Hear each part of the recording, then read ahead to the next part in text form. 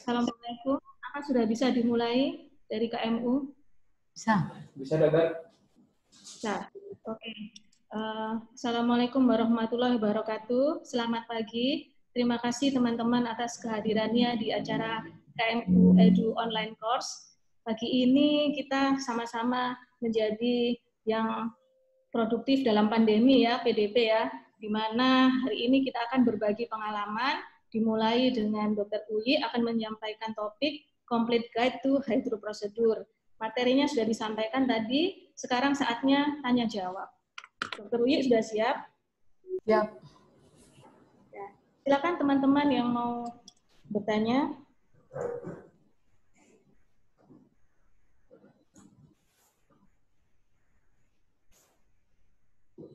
Dari KMU, apakah teman-teman sudah dikasih link untuk bertanya melalui mana? WhatsApp? Bagi yang sudah bergabung bisa langsung bertanya melalui WhatsApp.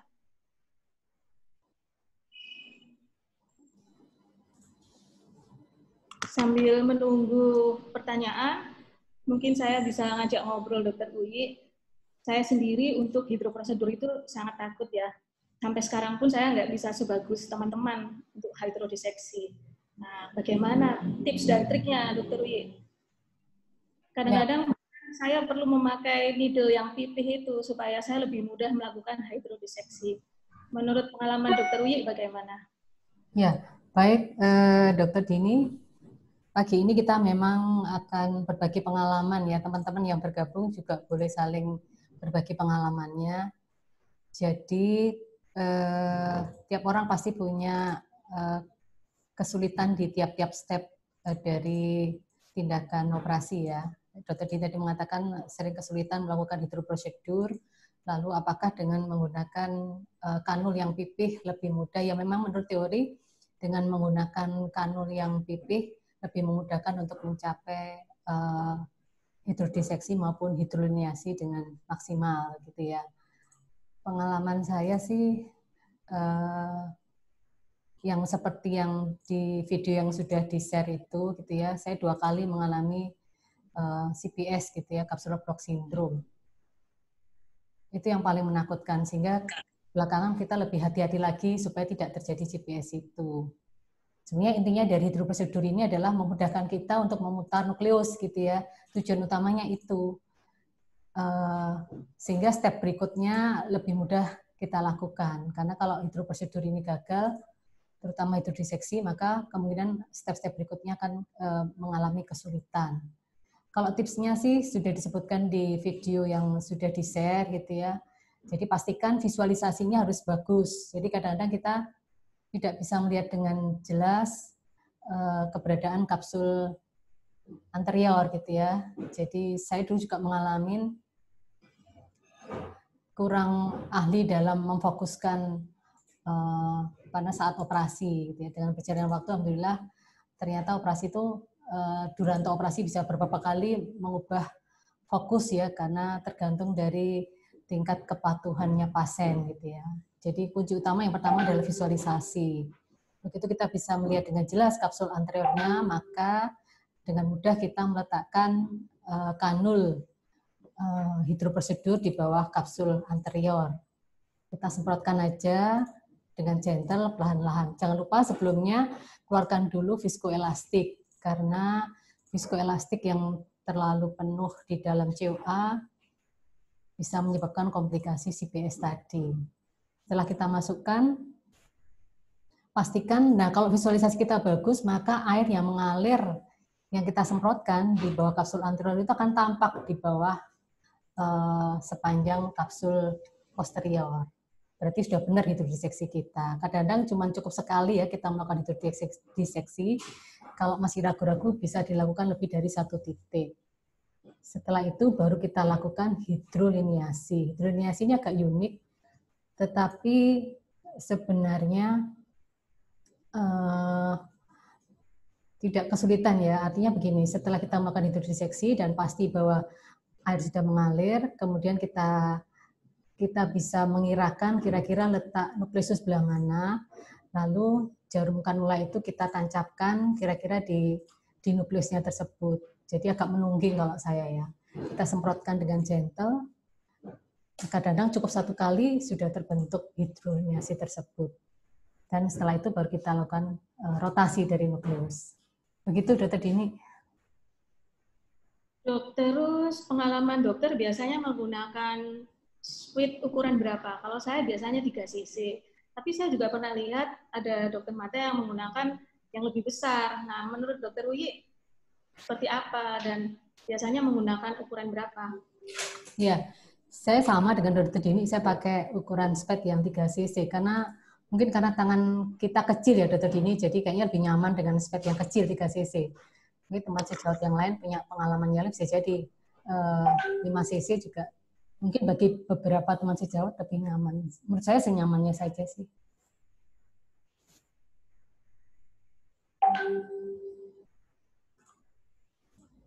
Bagi teman-teman yang mengikuti bisa langsung mengajukan pertanyaan melalui grup WhatsApp.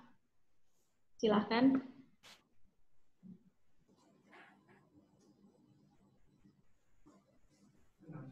Sambil menunggu teman-teman untuk biasanya banyak yang bertanya itu Dokter Uyi, kalau kasusnya PSG, polaris posterior, nah bagaimana triknya hydroprosedur ini?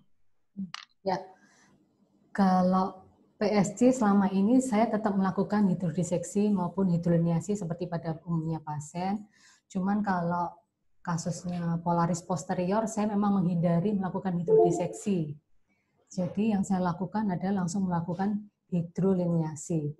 Walaupun ada beberapa teman sejawat yang tetap melakukan hidroliniasi pada kasus polaris gitu ya.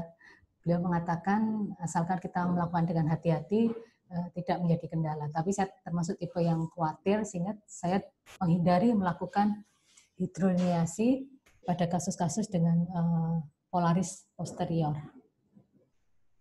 Terima kasih Dokter Wi. Ini sudah ada yang masuk pertanyaan dari Dokter Darmawan. Bagaimana caranya untuk pastikan sudah terpisah atau terputar atau belum, Dok? Silakan Dokter Wi. Iya.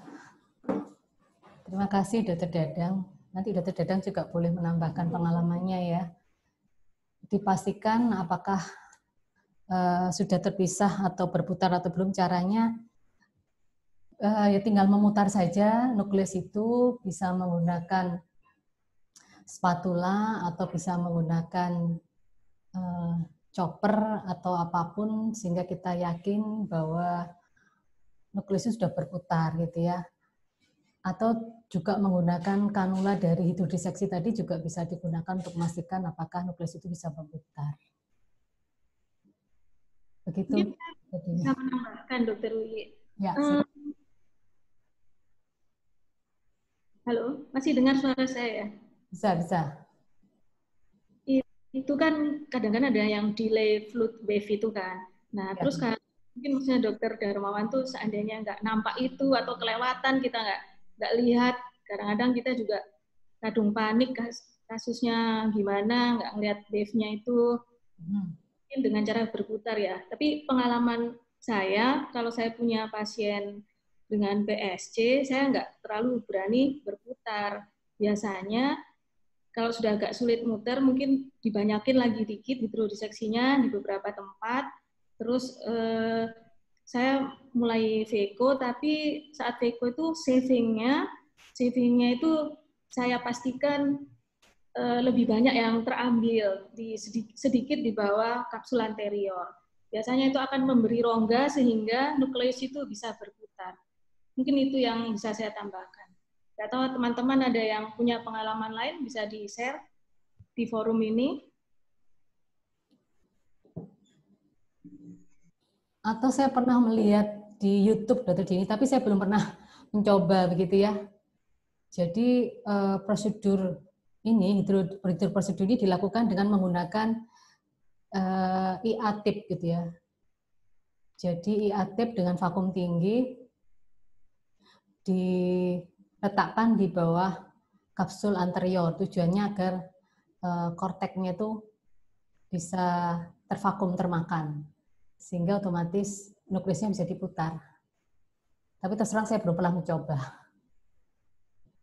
Barangkali dokter atau teman sejawat yang lain bisa menambahkan. Dokter Imam barangkali. Halo, Assalamualaikum warahmatullahi wabarakatuh. Waalaikumsalam. Iya, Dokter Uyi dan teman-teman semua, memang hidrodeseksi atau hidroprosedur ini kesannya adalah hal yang mudah ya, tetapi tidak semudah apa yang terlihat ya. Wah, ini tindakan yang paling penting sebelum kita melakukan ekoemifikasi, selain tindakan-tindakan yang lain. Kelihatannya gampang, tinggal disemprot dan segala macam, tetapi ternyata tidak semudah itu. Kita harus benar-benar bisa memastikan bahwa nukleus dengan kapsulnya terpisah dengan baik. Nah, tadi Dr. Yus memang benar-benar sudah menyampaikan yang sesuai dengan teori dan pengamalan beliau itu benar-benar baik dan bisa kita ikuti ya. Tadi beliau sampaikan juga hidroprosedur dilakukan di beberapa titik, kemudian juga setelah itu diyakinkan harus bisa terputar. Nah, yang jadi masalah kadang-kadang sudah dihidro tapi belum bisa terputar. Nah, pengalaman Dr. Wi bagaimana nih? Apakah kita harus melakukan hidrodeseksi ulang atau hidrodelineasi ulang? Kalau misalnya kejadiannya setelah dilakukan itu kita coba putar, tidak bisa terputar. Yang kedua, mungkin bisa saya tanyakan pengalaman Dr. Wi. Pada saat memutarnya itu, kan sebelum kita lakukan hidrodeseksi, kita kurangi dulu ya isinya atau viskonya di dalam COA. Pengalaman Dr. Uyi itu setelah kita lakukan hidrodeseksi mau mutar itu apa perlu dikasih visko dulu supaya COA-nya terbentuk dulu atau langsung diputar aja setelah dilakukan hidrodeseksi atau hidrodilase? Ini bagi-bagi pengalaman, Dr. Ya, langsung saya jawab ya, Dr. Imam. Jadi kalau pengalaman saya, hidroprosedur ini bahkan pernah saya lakukan ketika saya sudah melakukan grooving. Terus terang setelah hidroprosedur kadang-kadang lupa nggak dipastikan apakah nukleus bisa berputar atau tidak. Jadi setelah melakukan grooving, kemudian kita melakukan chop, ternyata kesulitan untuk rotasi. Jadi durante Veco pun saya ulangi lagi melakukan hidrodiseksi, begitu ya. Kemudian pertanyaan berikutnya, apakah perlu ditambah visko ketika akan melakukan rotasi? Saya tidak melakukannya, jadi saya tidak menambahkan visko saat akan memutar, gitu ya. Jadi setelah dilakukan hidroprosedur, kemudian saya putar, baru sebelum melakukan step berikutnya, baru saya kasih visko. Itu sih pengalaman saya. Jadi intinya hidroprosedur kadang-kadang durante Veco itu saya ulangin karena memang di tengah-tengah ternyata sulit berputar. Kalau Dr. Imam silakan pengalamannya. Wah, pengalaman saya nggak begitu banyak. Kadang-kala saya lakukan itu ya sebagai tahapan yang ikutin tahapan aja ya. Maksudnya ABCD aja. Kalau misalnya nggak bisa ya udah langsung di crack aja nanti. Atau langsung dilakukan Veco aja. Nggak apa-apa. Karena pada saat kita lakukan grooving, kemudian cracking, bisa kita angkat sedikit nukleusnya, sedikit saja sehingga terjadi putaran di bawah nukleus ke arah memisahkan kapsul dengan nukleusnya. Nah, itu pengalaman saya sih. Tapi biasanya kalau memang tetap nggak bisa diputar atau tetap nggak bisa terbebaskan antara nukleus sama kapsulnya, biasanya sebelum kita lakukan rotasi itu harus dipastikan dulu bahwa COA-nya terbentuk. Karena kalau kita lihat COA-nya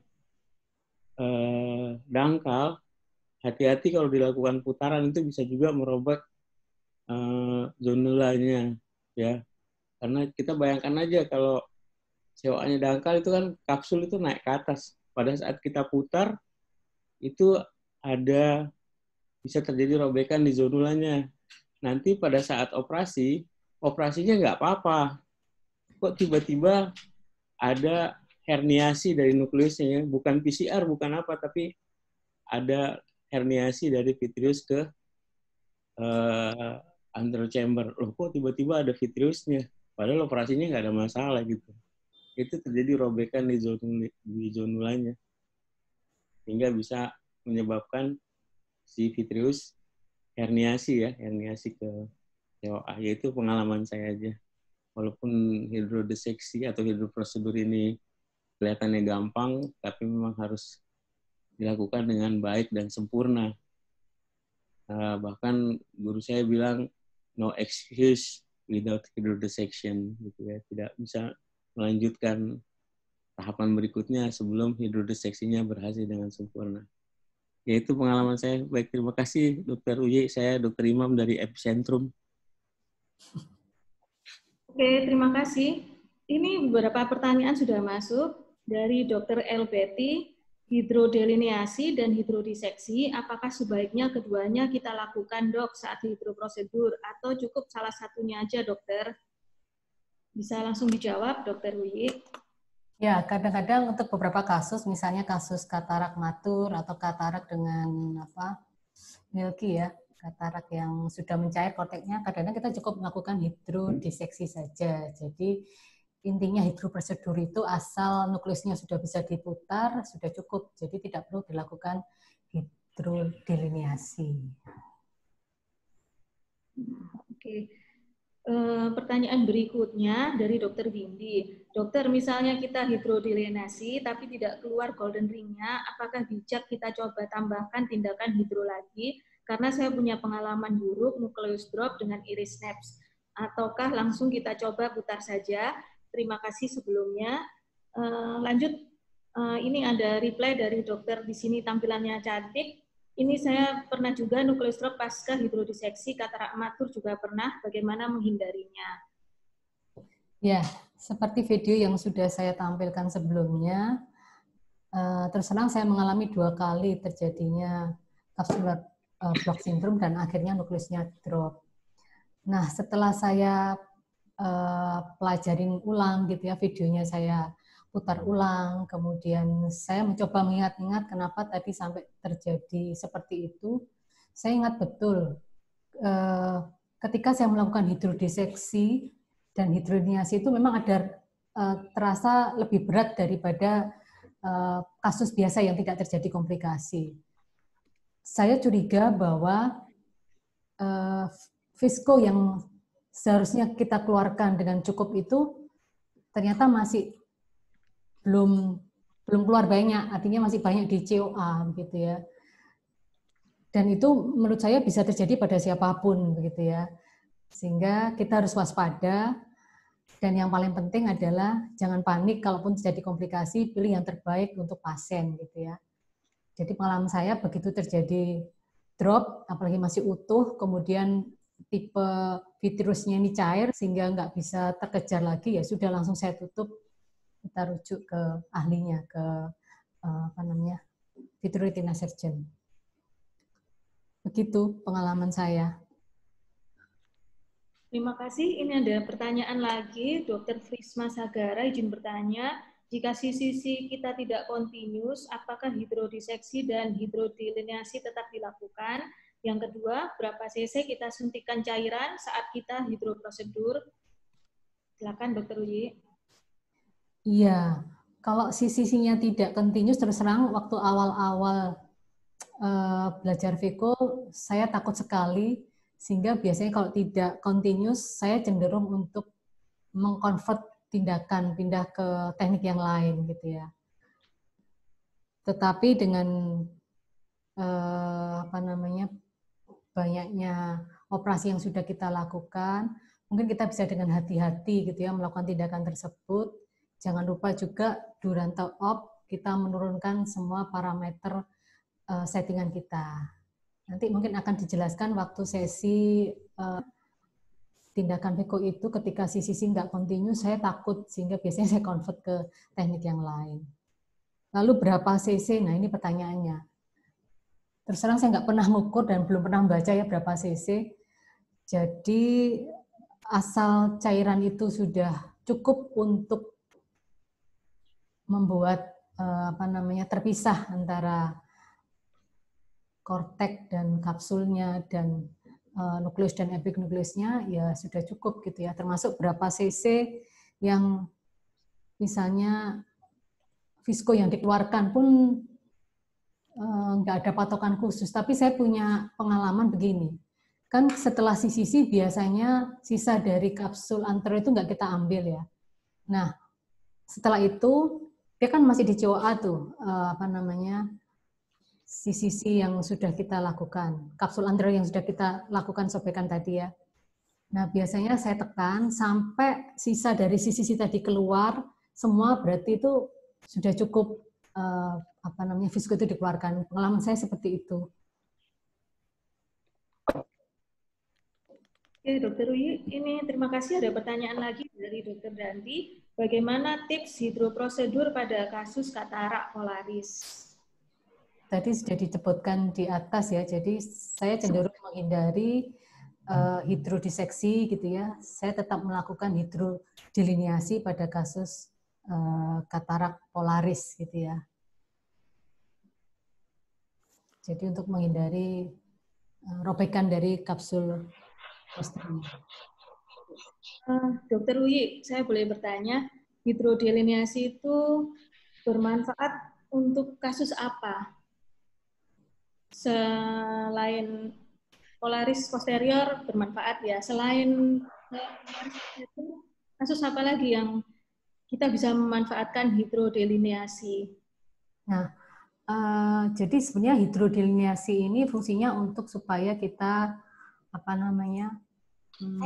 efektif dalam melakukan Veko power US power yang kita lakukan, karena nukleus kita sudah semakin kecil, semakin ngirit. Jadi untuk semua jenis katarak sebenarnya hidrodiliniasi ini sangat membantu sekali kata ini.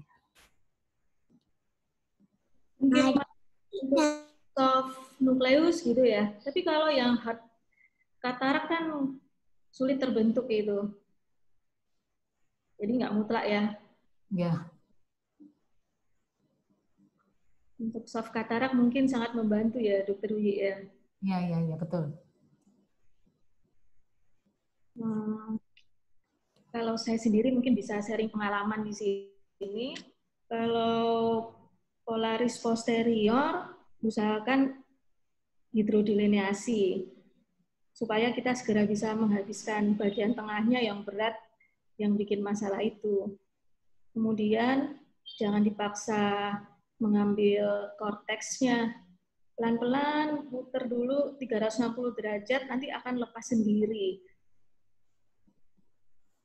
Kemudian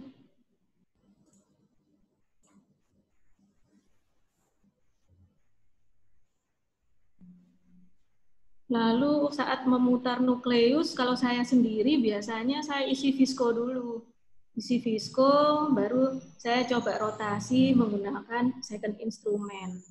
Mungkin untuk yang pemula mungkin sangat bermanfaat dengan cara tradisional yang seperti saya kerjakan itu untuk memutar nukleus, memastikan sudah terlepas atau belum. Nah, ini ada pertanyaan masuk lagi, Dokter Wi, dari Dokter Sri Asmi. Assalamualaikum, ada beberapa kanul hidrodiseksi yang beredar. Bagaimana cara memilih kanul hidrodiseksi yang baik dan tepat untuk pemula? Terima kasih. Tolong Dokter Wi dijawab.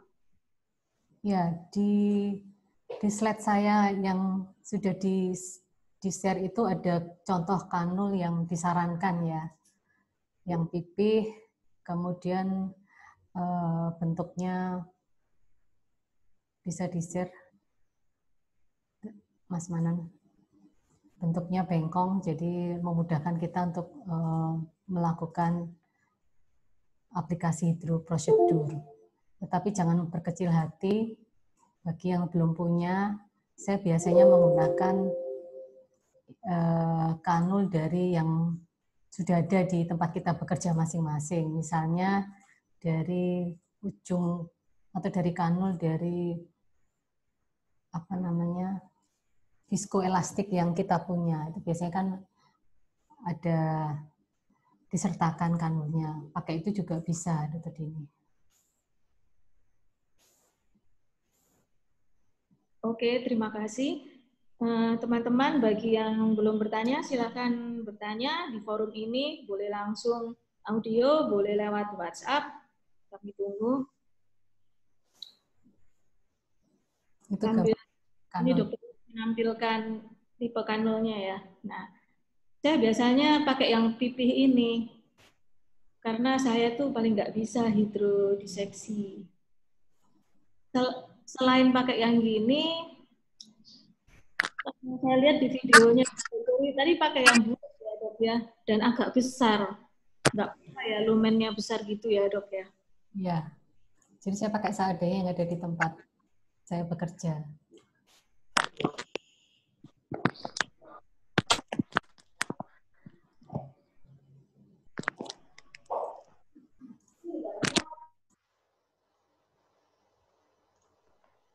Mungkin saya bisa bertanya, Dokter Uyi, kalau hidroprosedur pada kasus hard katarak gimana ya? Kan kadang-kadang sulit itu menempatkan needle-nya itu di bawah kapsul anterior. Apa ada saran khusus kalau hard katarak? Kalau saya sih yang perlu diwaspadai pada kasus katarak adalah risiko terjadi CPS gitu ya. Karena nukleusnya sendiri sudah apa namanya? Sudah memenuhi di back-nya begitu ya. Jadi yang dipastikan bahwa viskoelastik itu harus benar-benar kita keluarkan secukupnya gitu ya, sehingga ketika kita memasukkan kanul itu tidak akan terjadi risiko CPS. Kalau memasukkannya sih sejauh ini apa namanya, saya tidak ada kesulitan. Akhirnya dimasukkan aja di bawahnya kapsul anterior. Sekali lagi visualisasi sangat penting untuk tindakan VECO gitu ya. Jadi sejak awal sampai akhir nanti visualisasi harus bagus sekali. Begitu, Dokter Dini. Oke. Kalau saya pribadi, karena saya itu takut, jadi untuk menghindari CBS itu saya selalu menekankan diri saya sendiri maupun teman-teman selalu keluarkan sedikit isi yang ada di anterior chamber dan mulailah dengan menekan juga sedikit di center dari nukleus sebelum melakukan hidrodiseksi. Mungkin itu yang bisa saya sharing. Lalu ini ada pertanyaan lagi dari Dokter Cita. Saya beberapa kali gagal melakukan hidrodiseksi. Mohon tipsnya.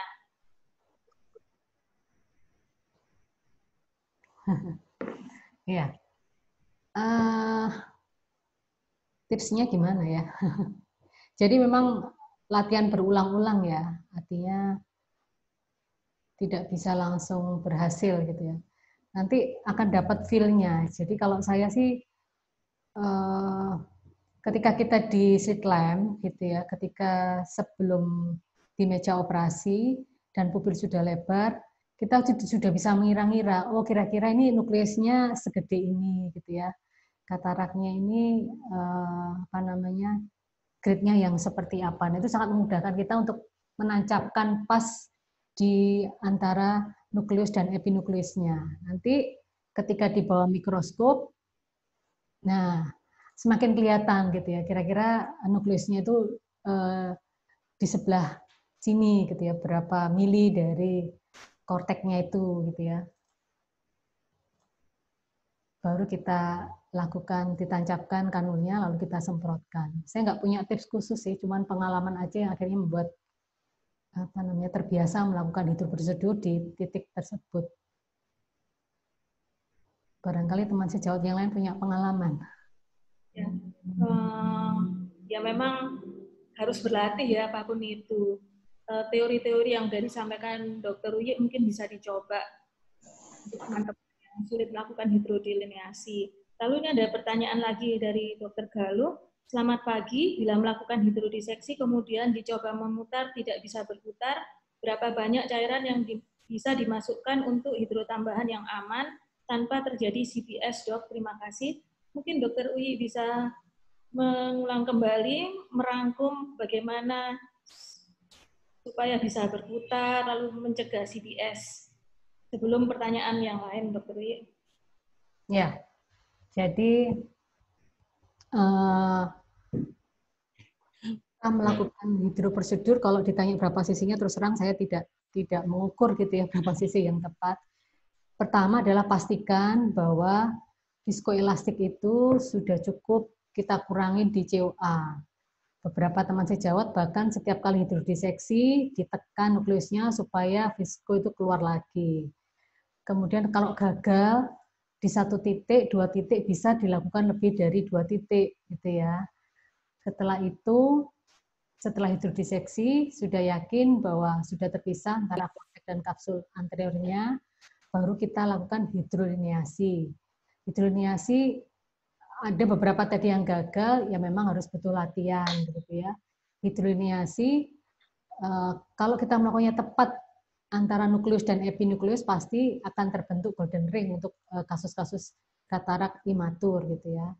Setelah itu, setelah kita melakukan 2 prosedur tersebut, lalu kita putar, kita pastikan bahwa nukleus itu bisa diputar gitu ya.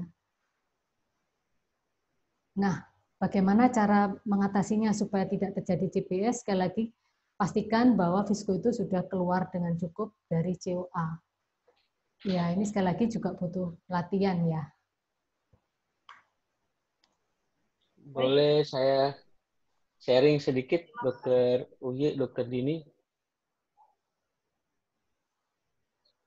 Silakan, Dr. Imam. Ini saya ada video bagaimana saya melakukan hidrodiseksi. Bisa dilihat.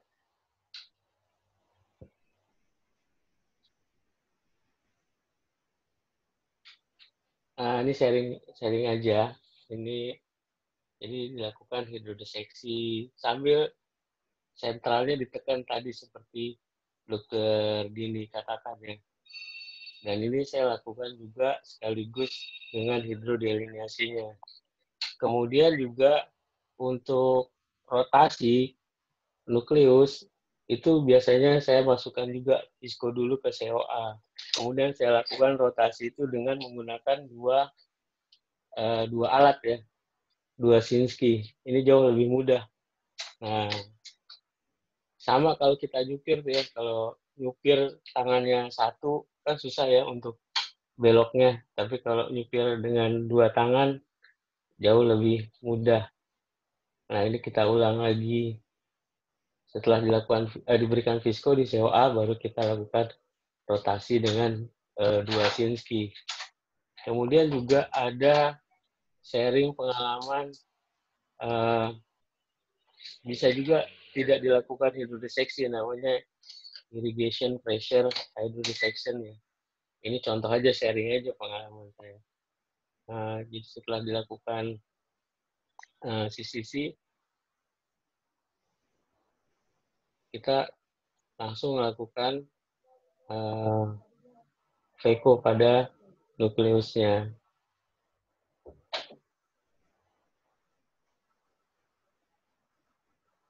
Bisa juga, ini tanpa hidrodiseksi ya, atau hidrodiseksinya dilakukan belakangan setelah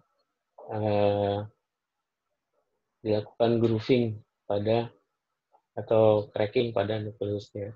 Kita crack, kita belah, kita lihat itu irigasinya. Yang satu menghadap ke bawah. Tujuannya supaya si cairan itu bisa ikut di bawah dari nukleus sehingga bisa dilakukan hidrodiseksi langsung. Yaitu pengalaman saja Dr. Uyi, Dr. Dini untuk sharingnya. Terima kasih, Dr. Imam. Boleh saya tanya, Dr. Imam, kalau Dr. Imam misalnya nggak komplit CCC-nya, Dr. Imam melanjutkan VECO atau di-convert? Nggak komplit gimana maksudnya, Dok? Sisinya nggak terbentuk sempurna, tidak komplit seperti pertanyaan sebelumnya itu. Kalau Dokter Wi kan Sobek misalnya, sobek, escape misalnya. Ya gitu. Oh, di tetap convert. saya lakukan. Gimana? Enggak saya convert. Tetap saya lakukan Peko. Sekarang saya lebih takut melakukan SCCE dibandingkan Peko. Oke, baik Dokter Imam, terima kasih. Ini saya lanjutkan pertanyaan berikutnya ya, dari Dokter DP Cantik. Mohon maaf kalau boleh tanya merek jarum hidrodiseksi atau delineasi yang baik dan enak atau pas ukurannya. Dokter Uyi punya referensi? Saya nggak punya referensi, tapi kalau ada pameran boleh dicoba deh. Di beberapa apa namanya vendor itu jualan kok kanul-kanul ya. Tapi saya nggak hafal mereknya. Mungkin saya bisa bantu, tapi ini I have no financial interest ya. Itu mereknya Sterimedics 25G dengan angle itu bisa di vendor Oftalindo. Oke. Silakan dihubungi sendiri. Itu yang bisa saya bantu. Teman-teman mungkin masih ada yang mau ditanyakan, silakan bisa langsung melalui Zoom atau WhatsApp.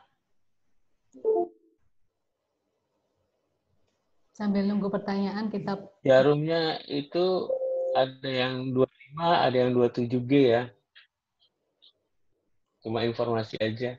Ada yang 25G, ada yang 27G. Ya. Baik, terima kasih Dokter Imam masukannya.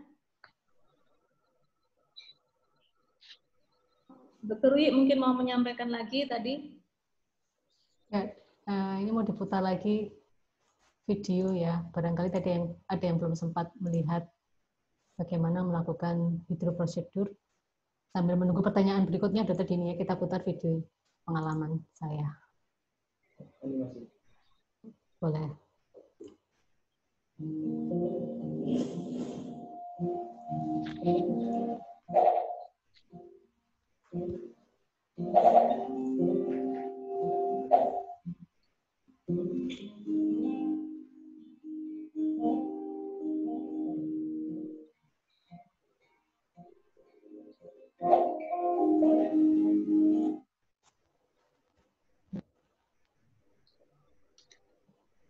Oh, nah.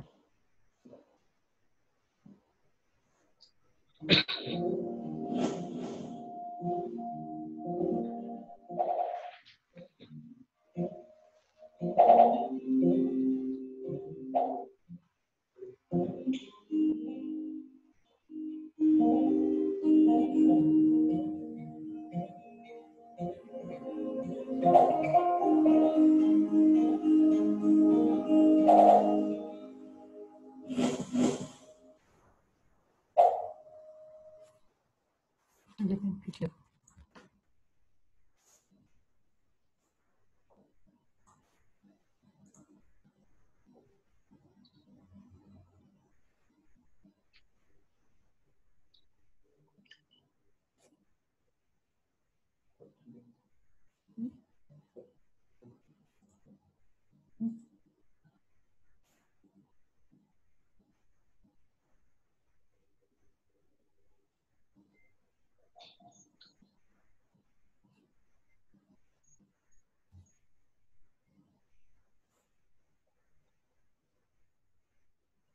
Itu kanul yang saya gunakan, menggunakan kanul yang ada di klinik gitu ya. Kalau nggak salah itu bekasnya Visco elastik. Ini slow motionnya ya.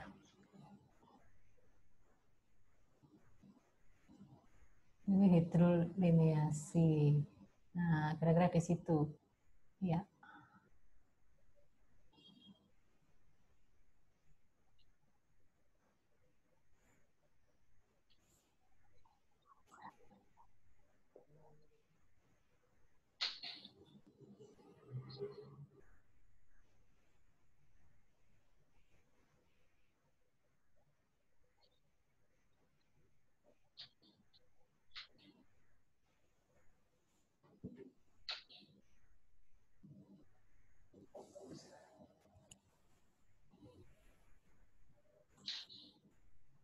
Yang berikutnya yang terjadi CBS coba.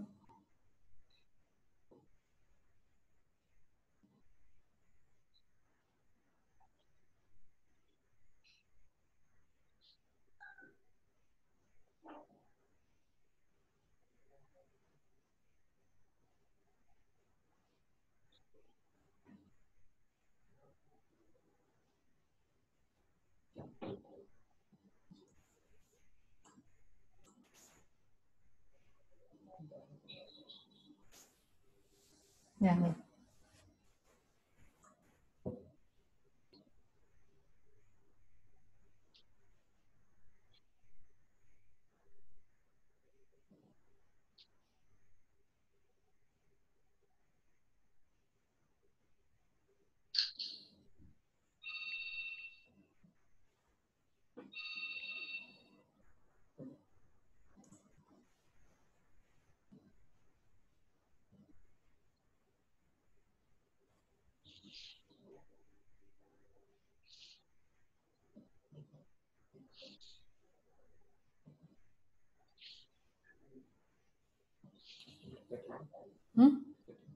Ya, Dokter ini.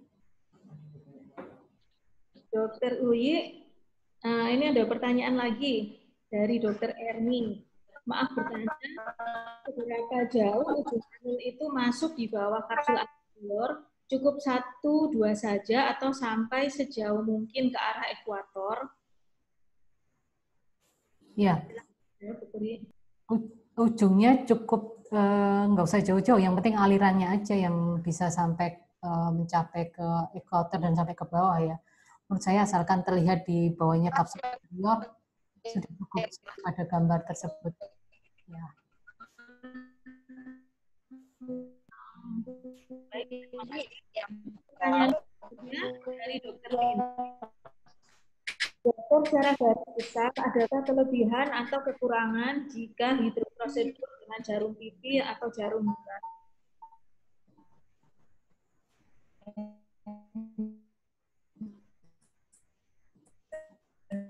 Saya ulangi ya, Dokter ya. Ini Ya. ada gangguan suara. Dokter, secara garis besar, adakah kelebihan atau kekurangan jika hidroprosedur dengan jarum pipi atau jarum bulat? Ya. Kelebihannya mungkin dengan jarum pipih lebih efektif ya dibandingkan dengan jarum bulat. Kalau pipih kan lebih ergonomis letaknya di bawah kapsul anterior. Menurut saya seperti itu. Tapi sejauh ini saya pribadi tidak merasakan perbedaan yang signifikan antara menggunakan jarum pipih dan jarum bulat.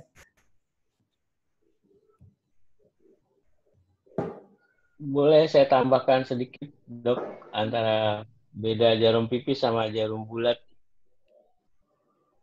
Ya, keuntungannya pada jarum pipih itu sama kalau kita selang ya. Kalau selang air kita pakai jarum bulat itu airnya biasanya mengalir sesuai dengan kekuatan yang dari kerannya. Tapi coba kalau selang itu kita pipihkan, ya tentunya tekanan airnya makin kencang. Jadi itu kelebihannya jarum pipih.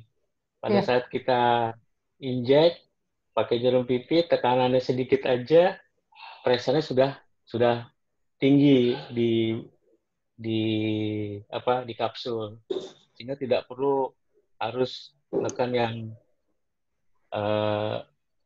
tekanan tinggi jika kita menggunakan jarum yang pipih. Jadi kalau kita bayangkan aja kalau kita mau nyiram tanaman itu ya, jadi kalau airnya atau selangnya kita biarkan ya tekanannya segitu, tapi begitu selangnya kita pipihkan, kita tekan sehingga lebih pipih, maka tekanannya akan lebih tinggi. Jadi lebih efektif tekanannya. Iya betul dong. Lebih efektif yang putih. Yap. Itu persamaannya kalau selang aja, selang air itu kalau kita pipihkan kan tekanannya lebih tinggi, sehingga tekanan yang sedikit aja sudah bisa memisahkan kapsul sama nukleusnya. Itu yang benar Dokter Uyi katakan bahwa itu lebih efektif yang pipih. Ya. Terima kasih Dokter Imam. Baik, terima kasih Dokter Imam. Itu makanya saya lebih senang pakai itu, rasanya lebih mudah ya dok, yang putih ya. Terima kasih. Kalau bisa kita simpulkan pertemuan hari ini, kesimpulannya hidroprosesur itu menentukan keberhasilan operasi selanjutnya. Lalu prinsipnya untuk mencegah CBS, sedikit menekan bibir luka dan senter dari nukleus setiap akan memulai hidrodiseksi. Bisa disimpulkan gitu ya, Dokter Wi ya? Ya, betul. Ya. Kalau gitu kita bisa tutup acara hari ini. Terima kasih atas partisipasinya, teman-teman. Mohon maaf jika ada yang kurang berkenan. Untuk pertanyaan-pertanyaan yang belum terjawab, bisa dilanjutkan via WhatsApp langsung ke Dr. Uyi. Wassalamualaikum warahmatullahi wabarakatuh. Semoga semua sehat selalu. Sampai ketemu di sesi berikutnya. Wassalamualaikum warahmatullahi wabarakatuh. Waalaikumsalam. Waalaikumsalam warahmatullahi wabarakatuh.